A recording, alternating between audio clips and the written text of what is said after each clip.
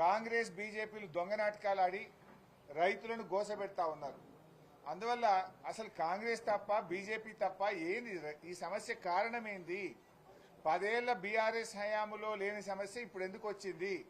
దానికి ఏదైనా పరిష్కారం చూపిద్దాము అనే అంశం మీద శాసనసభలో ఈ ఎరువుల కొరత మీద మాట్లాడాలని బీఆర్ఎస్ పార్టీ ప్రతిపాదించింది. ఈ రెండు అంశాలు తప్పకుండా తీసుకోవాలని చెప్పి మేము కోరాం. వీటితో పాటు అనేక సమస్యలు, గ్రామాల్లో పారిశుధ్య నిర్వహణ సరిగా లేక మలేరియా, డెంగ్యూ, వైరల్ ఫీవర్స్తో ప్రజలు బాధపడతా ఉన్నారు. గ్రామాలు, పట్టణాల పారిశుధ్య నిర్వహణ, ఈ అంటు రోగాల మీద చర్చించాలని అడిగాం.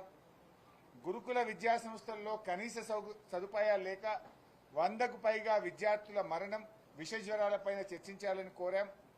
ఫీజు రియంబర్స్మెంట్ డబ్బులు విడుదలగాక ఎస్సీ, ఎస్టీ, బీసీ, మైనార్టీ పిల్లలు ఇబ్బంది పడుతున్నారు కనుక ఫీజు రియంబర్స్మెంట్ మీద కూడా వెంటనే చర్చ చేయాలని చెప్పి కోరాం.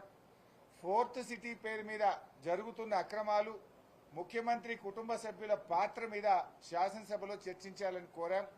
అదేవిధంగా పౌర సరఫరాల శాఖలో ధాన్యం కుంభకోణము, బాధ్యులపై చర్యలు తీసుకోవడం అనే అంశం మీద చర్చ చేయాలని, అదేవిధంగా ప్రభుత్వ ఉద్యోగుల టీఏలు, డిఏలు, సరెండర్ లీవ్లు, రిటైర్మెంట్ ఉద్యోగుల బెనిఫిట్స్ ఇవ్వకపోవడము, పీఆర్సీ ఇవ్వకపోవడము, 5 డిఏలు పెండింగ్ ఉన్న అంశాల మీద కూడా చర్చ చేయాలని చెప్పి కోరాం.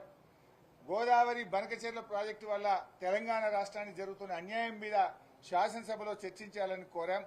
అదేవిధంగా మరి హైడ్రా కూల్చివేతలు, పేదలు పడుతున్న బాధలు, ప్రభుత్వ ఆసుపత్రుల్లో కనీస సౌకర్యాలు లేని విషయాలు తదితర అంశాల మీద బీఆర్ఎస్ పార్టీ ఈ శాసనసభ సమావేశాల్లో చర్చించాలని కోరాం. దురదృష్టం ఏంటంటే రాష్ట్ర ప్రభుత్వం 2 రోజులు అసెంబ్లీ జరుపుతామంటున్నారు. 2 రోజులు అంటే 2 రోజులు అంటే ఇవాళ రేపు ఖతం బర్కాస్. అంటే పారిపోతున్నది ప్రభుత్వం. ప్రజా సమస్యల మీద చర్చించకుండా శాసనసభ వాయిదా వేసుకొని పారిపోతున్నారు. వరదల మీద మాట్లాడదామంటే వరదలు ప్రాధాన్యత కాదు, బురద రాజకీయాలు మాట్లాడుకుందామంటున్నారు. ఎరువుల మీద, రైతుల మీద మాట్లాడదామంటే అది మెల్లగా మాట్లాడుకుందాం, తొందర ఏమున్నది అంటున్నారు. అందుకే ఎరువుల మీద, రైతుల కష్టాల మీద, వరదల మీద, ప్రజలు పడుతున్న బాధల మీద మాట్లాడడానికి ప్రభుత్వం ముందుకు రాకపోవడం వల్ల మేము బీఏసీ మీటింగ్ నుంచి వాకౌట్ చేసి బయటకు రావడం జరిగింది. ఒక రాష్ట్ర ప్రభుత్వానికి రైతుల కంటే ముఖ్యమైంది, వరద బాధితుల కంటే ప్రధానమైన ఎజెండా ఏముంటుంది?